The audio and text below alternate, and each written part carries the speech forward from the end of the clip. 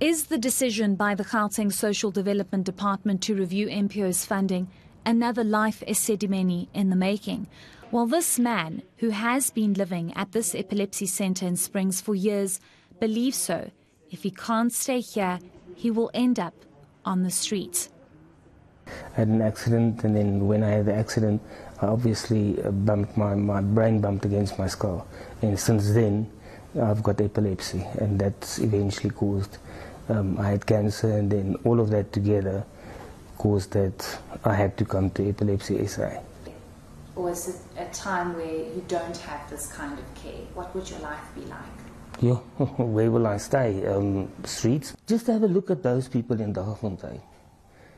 They will not survive. It's impossible. They will not survive. They can't. They can't even look after themselves.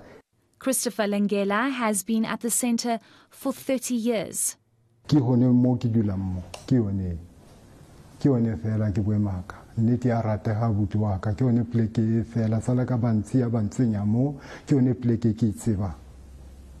director of Epilepsy SA Gauteng says they were notified at the very last minute that the department would be reconsidering NPO's funding.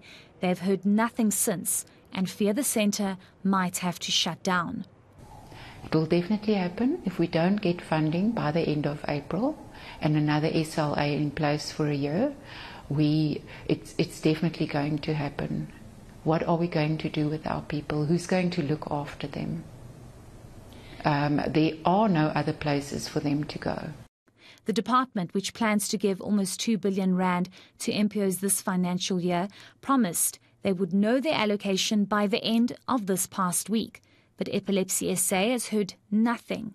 The department has rubbished claims that it's cutting funding and told organizations not to panic. But salaries have not been paid, and NPOs are having to close or plan to do so because of the lack of communication on the way forward. Heidi Giokos in Springs.